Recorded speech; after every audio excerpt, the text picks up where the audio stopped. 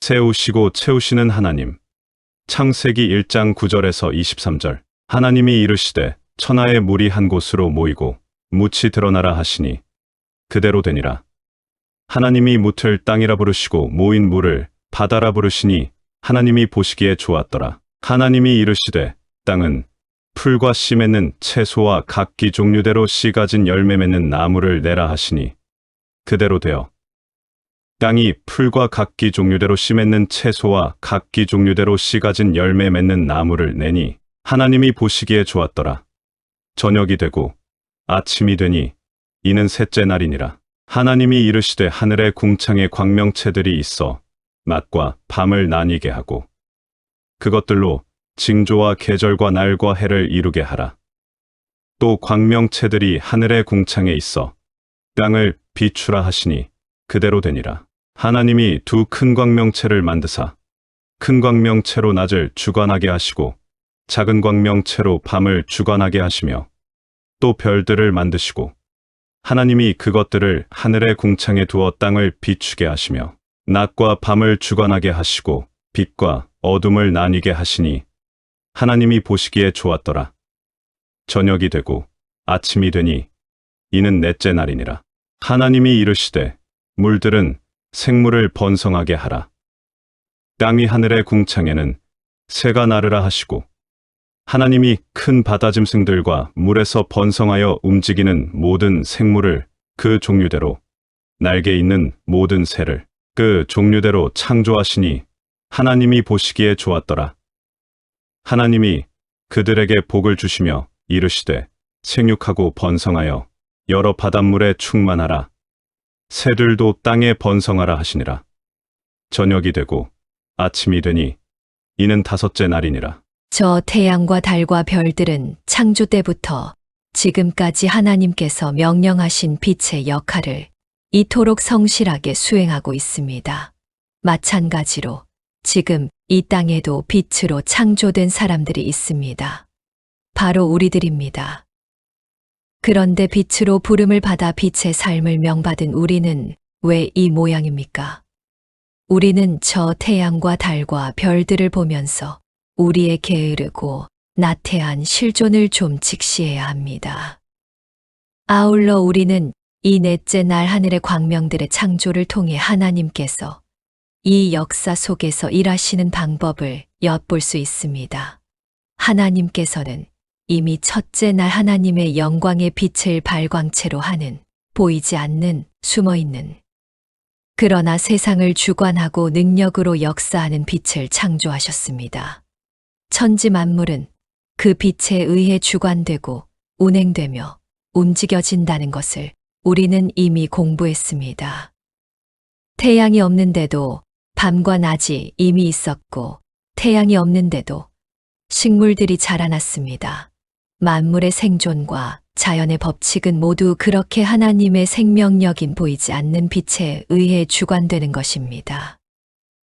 그렇다면 굳이 태양이 없어도 되는데 하나님은 굳이 이 역사와 공간 속에 그 빛의 대리자로 태양과 달과 별을 세우십니다.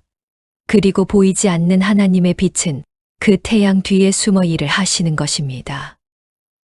여기에는 아주 중요한 메시지가 들어있는 것입니다. 그것은 인간을 향한 하나님의 배려인 것입니다. 하나님은 보이지 않는 하나님이 세상을 향해 일을 하시는 방법을 우리 눈으로 볼 수 있도록 태양을 만드신 것입니다. 그러니까 우리는 태양의 일을 보면서 아, 하나님께서 저렇게 일을 하시는 것이구나라는 것을 미루어 알게 되는 것입니다. 믿음으로 모든 세계가 하나님의 말씀으로 지어진 줄을 우리가 아나니 보이는 것은 나타난 것으로 말미암아 된 것이 아니니라. 히브리서 11장 3절. 여기서 보이는 것은 나타난 것으로 말미암아 된 것이 아니라는 말은 우리 눈에 나타나는 형상과 현상은 보이지 않는 하나님의 뜻과 계획에 의해 주어진 것이라는 말입니다. 그러니까 우리는 나타난 형상인 태양을 보면서 보이지 않는 하나님의 뜻과 계획을 그 속에서 읽어내야 한다는 것입니다. 의술이라는 것을 예로 들면 의술이라는 것은 보이지 않는 하나님께서 보이는 모형으로 하나님은 너희를 위해 이런 계획이 있으시고 너희를 위해 지금도 이렇게 일하고 계신다는 확증으로 우리에게 주신 것입니다.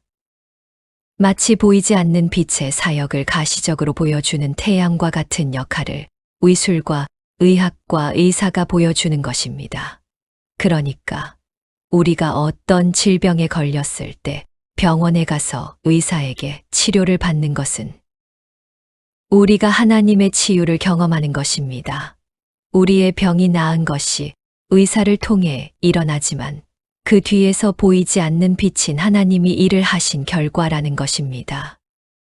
그런데 많은 사람들이 성도가 병에 걸렸을 때 기도원에 가서 병이 나으면 하나님이 고쳐주셨다고 하면서 그 사람의 믿음을 높이 사주고 병원에 가서 병이 나으면 마치 믿음이 없어서 의술에나 의존한 그런 사람으로 치부를 합니다. 그건 정말 오해입니다. 의술이라는 것은 하나님과 관계없이 인간들이 창조해낸 것이 아닙니다. 우리가 2절을 공부할 때 하나님의 신이 수면 위에 운행하셨다는 구절을 통해 성령 하나님은 하나님의 나라가 완성이 될 때까지, 즉 새 창조가 완성이 될 때까지 마치 암탉이 알을 품듯이 천지 만물을 품어 안으시고 계속 창조의 사역을 하고 계신다는 것을 배웠습니다. 그래서 지금도 창조의 일들이 일어나는 것입니다. 어린 아기들이 태어나고 훌륭한 예술 작품들이 만들어지고 엄청난 과학의 열매들이 나타나는 것입니다. 그 모든 것들은 성령 하나님의 간섭하에 우리에게 주어지는 창조들인 것입니다. 그리고 하나님은 우리를 그 창조의 사역에 동참시키는 것입니다. 우리에게 빵나무를 주지 않고 밀을 심어서 추수를 하게 하고 밀가루를 만들어 빵을 만들게 하는 것처럼 하나님은 하나님의 창조 사역에 우리를 동참시키고 계신 것입니다. 마찬가지로 하나님은 하나님이 인간들의 질병을 치유하고 계시다는 모형으로 의술과 의사와 의학을 인간들에게 주신 것입니다. 따라서 병원에 가서 병이 나은 것이나 기도원에 가서 기도해서 병이 나은 것이나 모두 하나님의 은혜인 것입니다. 그러니까 병에 걸렸을 때 하나님께 기도하며 의지하지 않고 의사에게만 의지하는 사람은 보이는 모형인 태양만 보고 그 뒤에 보이지 않는 빛이신 하나님을 보지 못하는 것이고, 병에 걸렸을 때 병원에 가지 않고 오직 하나님께 부탁해서 기도로 나아야 된다고 생각하는 사람은 보이지 않는 하나님의 손길을 태양과 같은 모형으로 이 땅에 허락하시는 하나님의 경륜을 무시하는 사람인 것입니다. 그러니까 우리는 병에 걸렸을 때 병원에 가서 의사의 치료를 받는 동시에 그 의사의 손을 통해 일하시는 하나님께 기도해야 하는 것입니다. 너희 중에 병든 자가 있느냐? 저는 교회의 장로들을 청할 것이요. 그들은 주의 이름으로 기름을 바르며 위하여 기도할지니라. 야고보서 5장 14절. 이 구절이 강조하는 것은 병에 걸리면 무조건 모여서 기도하라가 아닙니다.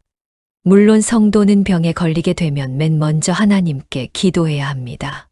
하나님께서 왜 나에게 이러한 병을 허락하셨는지, 그리고 이 고통 속에서 구원해 주십사 하는 기도를 당연히 하나님께 드려야 합니다. 그리고 주변 사람들에게도 기도를 부탁해야 합니다. 그러나 기도만 해서 모든 병이 나을 거라 생각하면 안 됩니다. 여기서 기름을 바르면은 당시 고대시대의 의술을 말하는 것입니다. 당시 고대시대에는 환자의 환부에 기름으로 문지르는 의술이 있었습니다. 야고보는 병든 사람에게 모여서 기도만 하라고 말하지 않습니다. 의술을 의지하여 치료를 하면서 기도를 하라고 하는 것입니다. 우리는 참 빛의 대행자로 창조된 태양과 달과 별을 보면서 그러한 실제적인 신앙생활의 지혜를 읽어낼 수 있는 것입니다. 기독교는 신비합니다. 그러나 신비주의로 흘러서는 안 되는 것입니다. 하나님의 영광의 빛이 모든 것을 주관하고 모든 것을 유지하지만 하나님은 태양을 세워 그 뒤에서 일을 하십니다. 그것은 하나님께서 특별한 경우가 아니면 자연의 법칙을 거스르며 일을 하지 않으시겠다는 것을 보여주는 것입니다. 하나님은 예수 그리스도의 하나님 되심과 하늘의 비밀인 복음을 설명하실 때 간혹 자연의 법칙을 거슬러 일을 하셨습니다. 그러나 그 이외에는 자연의 법칙을 한 번도 거슬러 일을 하신 적이 없으십니다. 하나님은 하나님의 백성들인 교회에게 무언가를 설명하기 위해 태양을 뒤로 가게도 하고 지구의 자전을 멈추게도 하고 만유인력의 법칙도 잠시 물리시고 물 위를 걸으시기도 하셨지만 그것은 모두 교회에게 어떠한 설명이 필요할 때였습니다. 그러나 그 이외의 때에는 성자 하나님 자신도 철저하게 자신이 만들어 놓은 그 자연의 법칙에 순응하셨습니다. 배가 고프면 먹어야 했고 몸이 피곤하면 주무셔야 했습니다. 마찬가지입니다. 오늘날에도 하나님께서 병자들의 병을 기적처럼 신비하게 고치실 수 있습니다. 그러나 하나님은 특별한 경우가 아니면 태양을 통해서 빛의 일을 하시듯 하나님께서 인간들에게 허락하신 의술과 의사들과 대체의학들을 통해서 병을 고치시는 것입니다. 하나님께서는 그렇게 넷째 날에 해와 달과 별을 만드십니다. 그런데 특이한 것은 성경이 해와 달과 별을 그냥 큰 광명, 작은 광명이라고만 부릅니다. 왜냐하면 출애굽한 이스라엘이 애굽에서 가장 열심히 섬겼던 신이 바로 태양신이었습니다.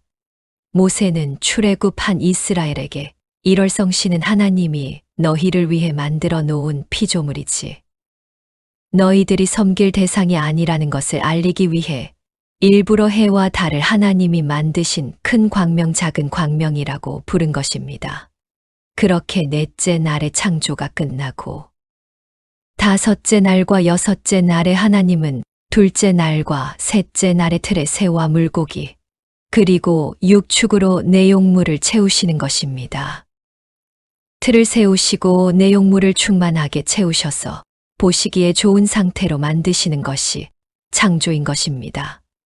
그래서 요한복음 1장에서도 넷째 날부터 여섯째 날까지 주님께서 제자들을 모으시는 장면이 등장하는 것입니다. 하나님 나라의 틀을 세우시고 12사도로 상징되는 하나님의 백성들을 채우시는 것입니다.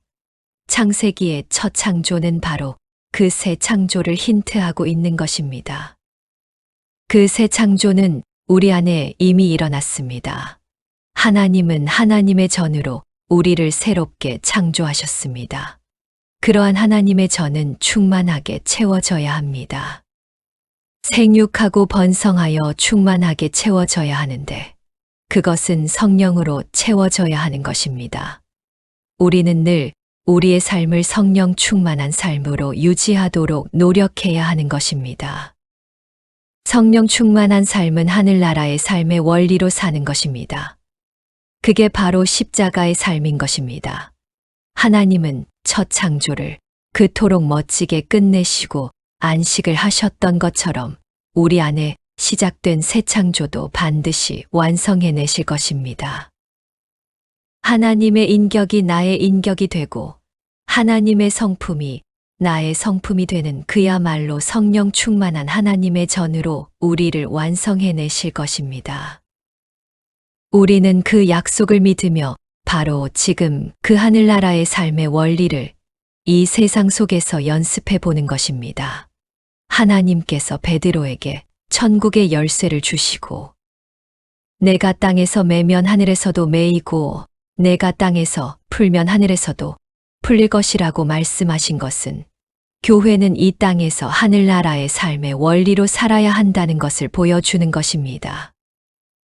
교회의 일이 하늘의 일이 되어야 하고 교회의 삶이 하늘의 삶이어야 한다는 것을 말씀하시는 것입니다. 그래서 교회가 이 땅에서 푸는 것이 하나님 나라에서도 풀리고, 교회가 이 땅에서 매는 것이 하나님 나라에서도 매이는 것이 되어야 한다는 것입니다. 우리는 바로 그 지점으로 이 땅에서 창조되고 있는 것입니다. 그 창조는 반드시 완성이 될 것입니다.